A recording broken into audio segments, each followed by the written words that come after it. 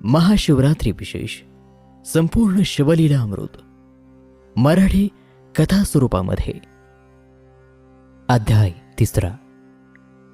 या अध्यायाचा फलस्वरूप घरातील विविध बाधा दूर होतील आणि सुख समाधान लाभून मन प्रसन्नता लाभेल.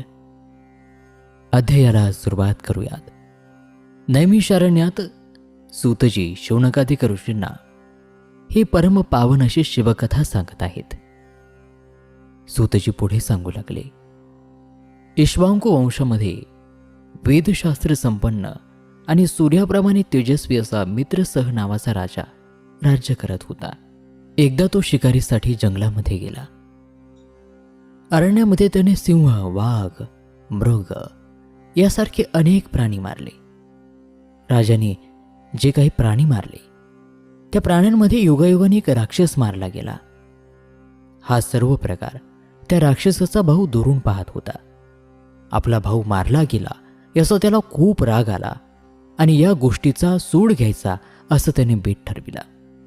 एक दिवशी त्या राक्षसाने काय केले, एका ब्राह्मणाचा विष धारण केला आणि तो राजाकडे जाऊन म्हणाला, महाराज, मी पाकशास्त्रामध्ये पारंगत आहे.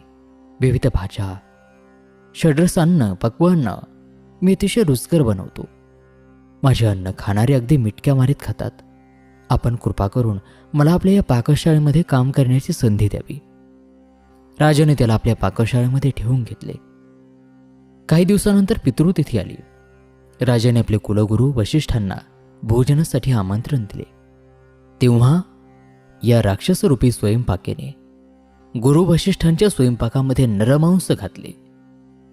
गुरूंनी ते नरमांस आपल्या अंतर्ज्ञानाने ओळखले आणि त्यांनी रागावून राजाला शाप दिला. मी ब्राह्मण असताना तू माझ्या भोजनामध्ये नरमांस घातलीस. तू जे हे कार्य केलंस ते अगदी राक्षसी वृत्तीच आहे. मी तुला शाप देतो की तू राक्षस होऊन एका अरण्यामध्ये पडून राहशील जिथे तुला आहारासाठी काहीच नसेल. राजाला काही कळेना. राजा म्हणाला, महाराज, मी याबाबत सर्वस्वी निर्दोष आहे. तुम्हाला जे काही अन्न खाऊ घातलं त्यासाठी पाकसिद्धी करणारा दोषी आहे. मी त्याला बोलावतो. परंतु या वेळेपर्यंत तो राक्षस अरण्यामध्ये पडून गेला होता. आपण निर्दोष असताना सुद्धा आपल्याला अन्यायाने शाप मिळाला. हे राजाला काही सहन झालं नाही आणि तो प्रतिशाप देण्यासाठी त्याने हातामध्ये पाणी घेतलं. राजाचे हे कृत्य पाहून राणीने राजाला या अविचारापासून परावृत्त करताना म्हटलं, नाथ, शिष्य कधी गुरुला शाप देतो का? तुम्ही या कृत्यामुळे कल्पांतापर्यंत नरकवासात राहाल. राजाचा हे राग शांत झाला. त्याला आपली चूक उमगली. परंतु हातामध्ये पाणी घेतलेलं ते जमिनीवरती टाकलं तर अनर्थ होईल, म्हणून राजाने ते पाणी आपल्या पायावरती टाकलं. त्याचबरोबर त्याचे पाय कृष्णवर्णाचे झाले. त्या पायावरती कोड उठले आणि तेव्हापासून त्या राजाला कल्माशपाद हे नाव पडलं.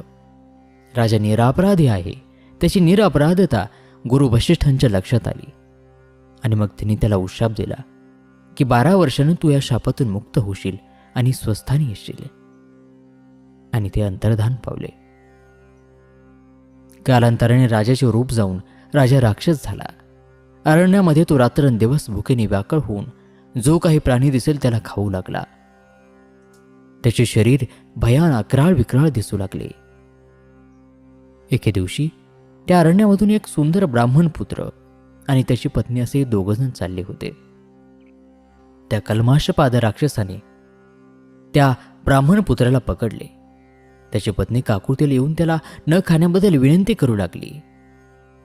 परंतु त्या राक्षसरूपी राजाने कल्माशपादाने तिची ती विनंती झिडकारून लावली आणि त्या ब्राह्मण पुत्राचा वध करून त्याला खाऊन टाकले.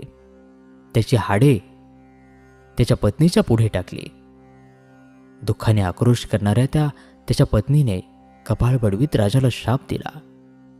हे राजा, मला माझ्या पतीपासून दूर करून जो पतिविरह मला तू दिला आहेस त्यासाठी मी तुला कधीही क्षमा करणार नाही. मी तुला शाप देते. तू तुझ्या पत्नीच्या किंवा कोणत्याही स्त्रीबरोबर कामतृप्तीसाठी गेलास तर स्त्रीला स्पर्श करताच त्याच क्षणी तुझा प्राण जाईल, असा हा शाप देऊन शोकमग्न होऊन तिने त्या आपल्या पतीच्या अस्थी गोळा केल्या आणि पतीच्या अस्थीसह स्वतःला दहन केलं. क्रूर राक्षस असून सुद्धा कल्माशपादाचे मन ते शापवाणी ऐकून थरारले, परंतु कृत्यामुळे शाप अटळ होता. 12 वर्षे उलटल्यानंतर राजाची त्या राक्षस योनीतून सुटका झाली. तो आपल्या नगरीमध्ये जाऊन पूर्वीप्रमाणे न्यायाने कारभार करू लागला. एके दिवशी त्याने आपल्या पत्नीला मदयंतीला ब्राह्मण पत्नीने दिलेल्या त्या शापाची सर्व हकीकत सांगितली. ती वार्ता ऐकून राणी रडू लागली आणि म्हणाली, नाथ, या एका शापामुळे आपला निर्वंश झाला.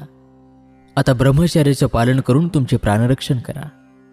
कोणत्याही स्त्रीबरोबर बोलणं सुद्धा तुम्हाला वर्ष आहे, त्यामुळे तुमचे मन नेहमी ताब्यामध्ये ठेवा. या शापामुळे राजाची अवस्था दात काढून टाकलेल्या सर्पाप्रमाणे झाली होती. आपला वंश पुढे कसा चालेल यावरती चिंताग्रस्त होऊन तो विचार करीत असताना त्याला एक शास्त्रार्थ मिळाला आणि त्याप्रमाणे गुरूंकडून संतती प्राप्त करून घेता येते. म्हणून वशिष्ठांकडून मदयंतीच्या ठिकाणी त्याने पुत्र उत्पन्न करविला. पुढे राजा एकटाच राहू लागला. अरण्यामध्ये शिकार करण्यात तो मन रमवू लागला. तो मदयंतीला म्हणाला, मला मृत्यू आणि तुला वैधव्य येईल असे कर्म आपण आता करता कामा नये. आपली कर्मगती गहन आहे, ते भोगल्याशिवाय आपल्याला मुक्ती नाही. राजा शिकारीसाठी अरण्यात हिंडत असताना त्याला त्याच्या मागे भयानक पिशाचे दिसले. पूर्वी ऋषींचा शाप भोगत असताना राक्षस रूपामध्ये त्याने ज्या ब्राह्मणांची हत्या केली होती तेच पिशाच होऊन त्याच्या मागे लागले होते. असंच तो फिरत फिरत मिथिला नगरीजवळ आला. त्याला वाट्यामध्ये अनेक वृक्ष दिसले आणि ते वृक्षलता पाहून राजा विश्रांतीसाठी थांबला. मात्र तरीही त्या ठिकाणी पिशाचे त्याच्या मागेच होते. राजाचा भाग्योदय होण्याची आता वेळ आली होती. महातपस्वी गौतम मुनी आपल्या शिष्य परिवारासह तेथे संचार करीत आले. त्यांना पाहताच राजाने आदरपूर्वक साष्टांग लोटांगण घातले आणि हात जोडून स्तवन करीत म्हणाला, मुनिवर्य, आपल्या सहज दर्शनाने सर्व पापे नष्ट होतात. आपण कृपा केली तर दरिद्री माणसाला सुद्धा इंद्रपदाची प्राप्ती होते. गौतम ऋषीने राजाला विचारले, राजा, तुझे त्याप्रमाणे तुझ्या राजाचे अमात्य यांचे कुशल आहे ना? सर्व काही सुखरूप आहे ना? राजा म्हणाला, आपण खूप दुरून आला आहात. आपल्या कृपेने सर्व कुशल आहे, फक्त मीच मात्र दुःखी आहे. परंतु आता तुमच्या दर्शनाने माझी ही ब्रह्महत्या दूर होईल असे मला वाटते.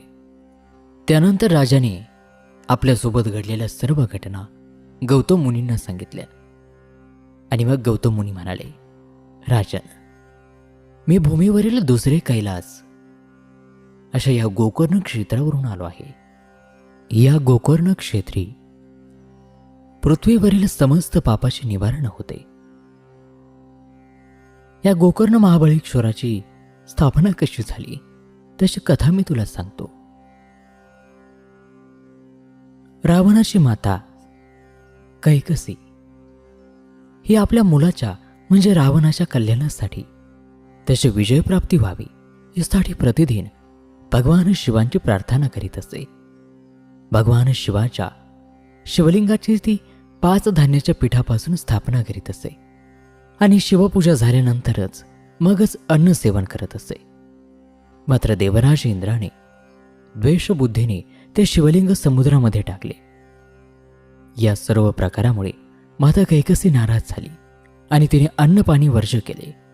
रावणाला जेव्हा हा सर्व प्रकार कळाला तेव्हा त्याने मातेला आश्वासन दिले की माते, मी तुझ्यासाठी साक्षात शिवांचे आत्मलिंग घेऊन येईल. आणि त्यासाठी रावण निघाला. रावणाने यासाठी खूप कठोर तप केले. भगवान शिवांना प्रसन्न करण्यासाठी त्याने आपले मस्तक आपल्या हाताने तोडून त्याला शिरांच्या तारा जोडून त्यातून अनेक राग रागिणींनी शिवस्तुती, शिवमहिमा अशा विषयांवर सुस्वर पद्मरचना करून गायन केले. रावणाच्या या कठोर तपामुळे भगवान शिव प्रसन्न झाले आणि त्यांनी रावणाला विचारले, हे रावण, तुला काय हवे आहे? तेव्हा रावणाने विनंती केली, हे प्रभू, माझी आई आपली परम भक्त आहे आणि तिला आपल्या पूजेसाठी आपले आत्मलिंग पाहिजे आहे.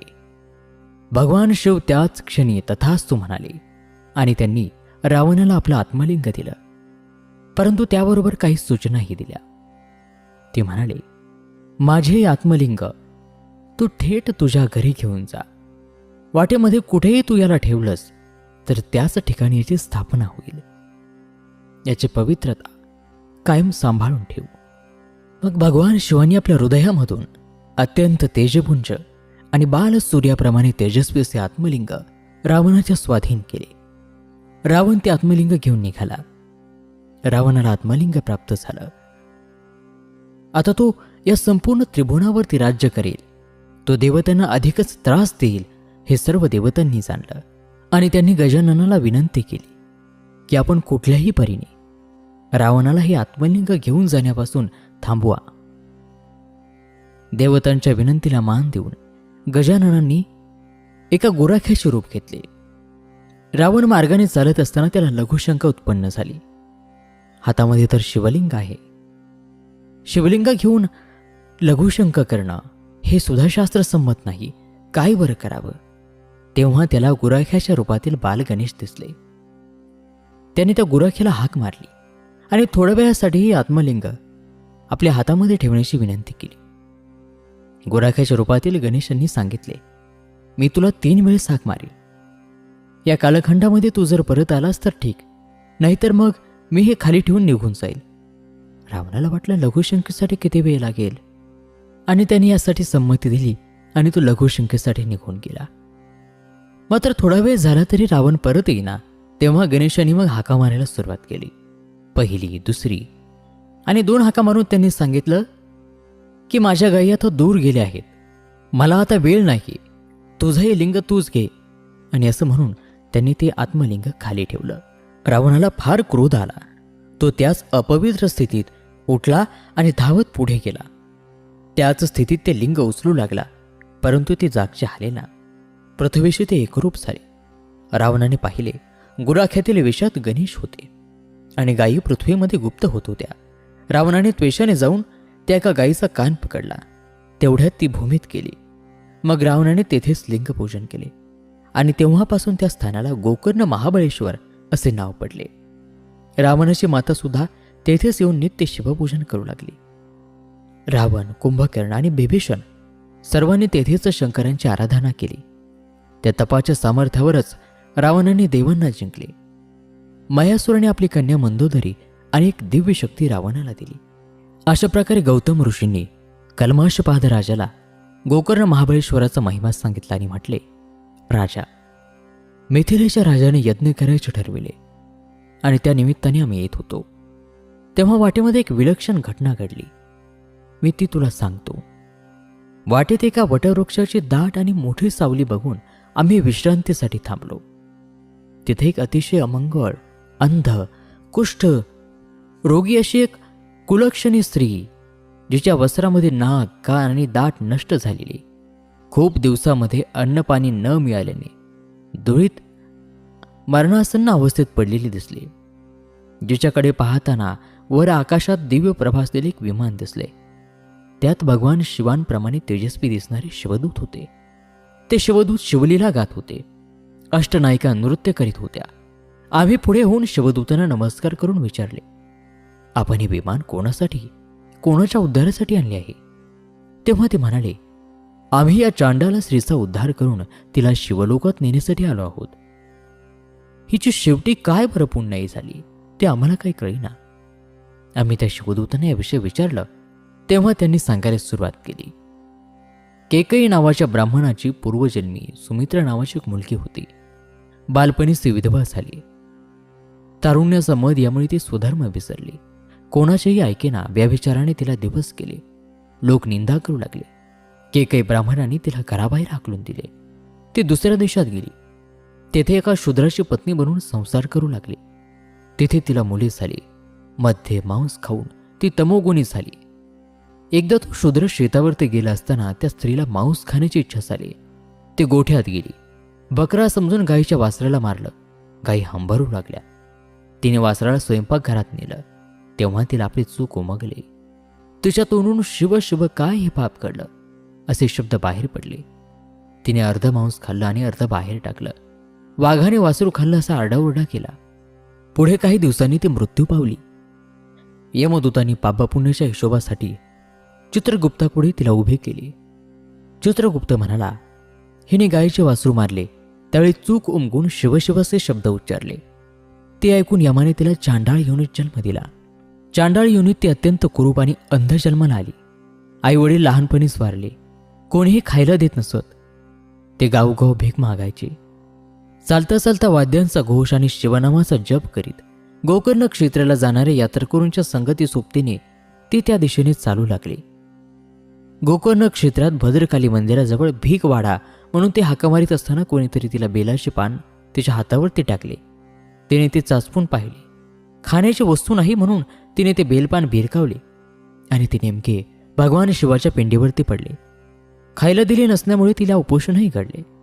भक्तांच्या संगतीत जागरण घडले. तेथे भक्त शिवजप घोष करत होते. ते कानावरती पडून शिवस्मरणही घडले. अशा या पुण्यसंचयाने तिला नेण्यासाठी भगवान शिवांचे विमान आले. हे गोष्ट सांगून गौतम मुनी मित्रसह राजाला म्हणाले. ते चांडाळीनं आपले पूर्वकर्म आठवून शिवनामाने आपला उद्धार झाला हे ओळखून विमानातून जात असताना शिवचिंतन करू लागले. याप्रमाणे तोही गोकर्ण क्षेत्री जा. तेथे बेलाच्या त्रिदलांनी भगवान शिवांची पूजा कर. त्याने तुझे पाप नष्ट होतील. असा उपदेश देऊन गौतम मुनी जनकाच्या नगरीला यज्ञासाठी निघून गेले.